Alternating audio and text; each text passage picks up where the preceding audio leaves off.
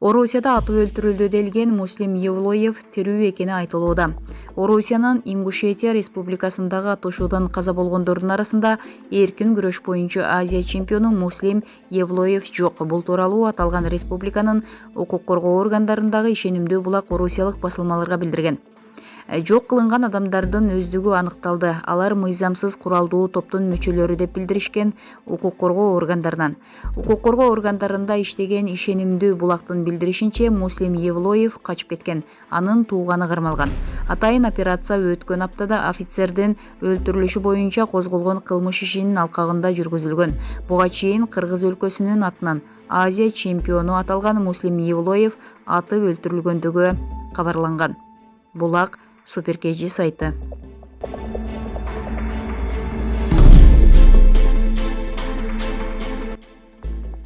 Москвадан Бишкекке 150 кыргызстандык кайтып келди. 7 августта Манас эл аралык аэропортунда авиатрафик авиакомпаниясынын Москва-Бишкек багыты боюнча чартердик каттамын тосуп алышты. Бул каттам менен мекенине Орусиядан 150 кыргыз жараны кайтып келди. Анын ичинде жаш балдар да бар. Бул тууралуу республикалык штабтан кабарлашты. Бул каттам чет мамлекеттерден биздин жарандарды кайтаруу боюнча жүргүзүлгөн иштин алкагында президенттин жана өкмөттүн тапшырмасын аткаруу үчүн жетишилген Кыргыз өлкөсү менен Орусиянын тышкы саясий мамилелеринин макулдашууларын жүзөгө ашыруу үчүн уюштурулган. Учакта орундуктардын саны чектелүү жана мекенине кайтууну каалаган жарандар көп болгондуктан аталган каттамга жүргүнчүлөрдүн тизмеси Кыргыз диаспорасынын өкүлдөрүнөн жана Кыргыз өлкөсүнүн Орусиядагы элчилигинин кызматкерлеринен, өкмөттүн алдындагы Ички иштер министрлигинин жана мамлекеттик миграция кызматынын өкүлдөрүнөн турган атайын комиссия тарабынан түзүлгөн. Комиссиялык тандоо гуманитардык критерийлер боюнча кыргыз жарандарынын жеке арыздарынын негизинде жүргүзүлдү. Каттамга Орусиянын жогорку окуу жайларында окуган студенттер, төрөтүнүн мөөнөтү жакындап калган кош бойлуулар жана жаш балдары барлар, ошондой эле ыкчам түрдө мекенине кайтууга олуттуу себептери бар болгон жарандар, оор илдеттери бар жана буга чейин Орусияга хирургиялык операция жана башка медициналык процедураларды жасатууга келген жарандар, жакын туугандарынын өлүмүнө байланыштуу кайтууга олуттуу себептери бар жана татаал турмуш кырдаалына кептелген жарандар кирди. Булак Назар Ньюс KG.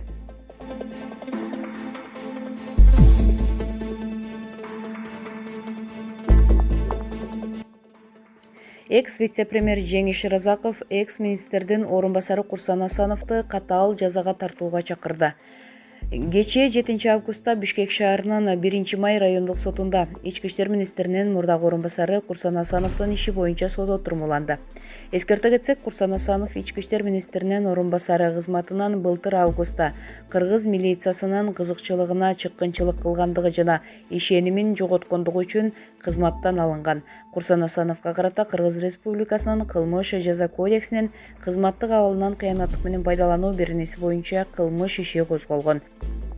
Жолугушууда жабырлануучу экс-вице-премьер-министр Жеңиш Разаковдун айтымында айыпталуучулар Курсан Асанов жана журналист Турсунбек Бейшембеков аны тажик атайын кызматтарынын бизге киргизилген шпиону деп өзгөчө оор кылмышка айыпташкан. Ошентип анын сөзү боюнча алар анын конституциялык укугун тебелешип, ар намысына тоо кетиришкен.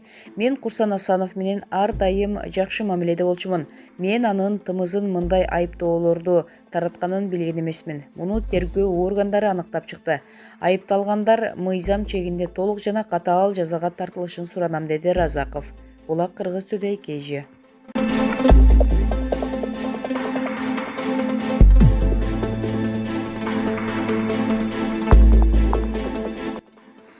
Сейдалы Мырзахматов, экономист. Карыз албасак экономика таптакыр отуруп калат, бирок Кытайдан карыз албашыбыз зарыл. Назар Ньюс маалымат агенттиги экономист Сейдалы Мырзахматовду кепке тартты. Дүйнөлүк банктын Кыргызстанда жакырчылык күчөйт деген маалыматы боюнча баарлаштык. Сейдалы мырза, Дүйнөлүк банк Кыргызстанда жакырчылык күчөөрүн айтып, коңгуроо какты. Жакырчылык күчөсө элди эмне күтөт?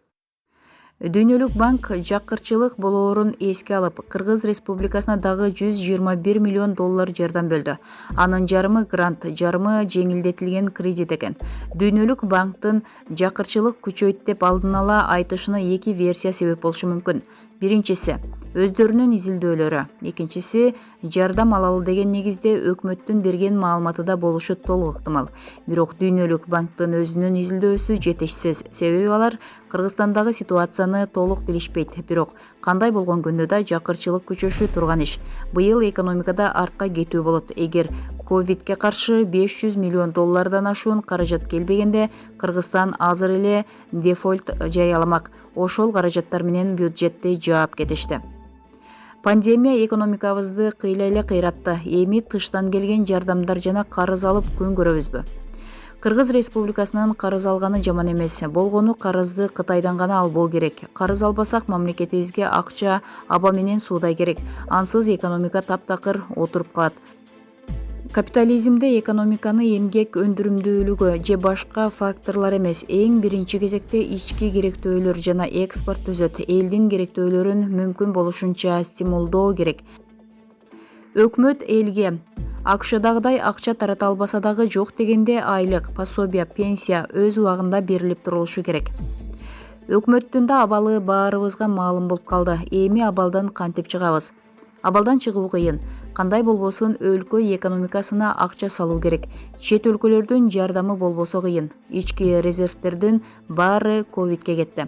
Өкмөттө эле эмес, элде да акча жок. Акчанын баары дарыга, медициналык жабдууларга жумшалып, ал акчалар кайра эле чет өлкөгө чыгып кетти. Ал аз келгенсип. Эми мигранттардын да акча которуулары кескин кыскарат.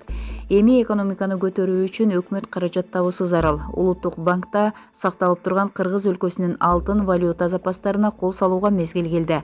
Ал запастар мына ушундай кризистик учурларга арналган. Жакшы мезгил келгенде толуктап койсо болот. Кыскасы, карыз алгандан коркпой, карыз алган акчаларды максатсыз жумшап жибербей экономикага салыш керек. Анткени азырынча Кыргызстанда чектелүү болсо дагы экспорттук потенциал бар. Кыргыз экономикасы жакынкы жылдары башка стратегияны тандап, импортту жергиликтүү товар, кызматтар менен алмаштырышы керек. Чет өлкөлүк ишкерлерди ички рыноктон сүрүп чыгышы керек. Тагыраагы бул деле экспорттун спецификалык түрүнө кирип калат. Кыскасы, мына ушундай жол менен келген акчалар колдон келишинче өлкө экономикасында калтыруунун жолун табышыбыз керек.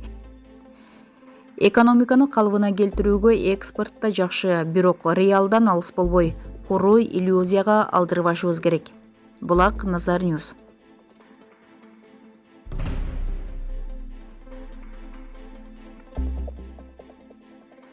Жыл ичиндеги эң ысык күн болушу мүмкүн. Батыш Европа өлкөлөрүндө аптаптуу аба ырайы күтүлүүдө. Батыш Европа өлкөлөрүндө жакынкы күндөрү аптаптуу аба ырайы күтүлүүдө. Бул тууралуу чет элдик жалпыга маалымдоо каражаттарында жазылды. Андагы маалыматка ылайык, Франциянын батыш аймагында плюс 42 градуска чейин ысык болот. Ал эми Париж шаарында абанын температурасы плюс 35 градуска чейин көтөрүлөт. Англияда жума күнү жыл ичиндеги эң ысык күн болоору күтүлүүдө. Абанын температурасы буга чейинки коюлган рекордду жаңылашы мүмкүн. Англиядагы эң ысык аба ырайы 2019 жылы июль айында катталган 38 градус. Ал эми Бельгияда дем алыш күндөрү август айына мүнөздүү болгон температура 14 градуска чейин жогорулашы мүмкүн. Нидерланды өлкөсүнүн бир катар аймактарында жана Амстердам шаарында күн плюс 32 градуска чейин ысык болоору күтүлүп жатат. Булак Супер KG.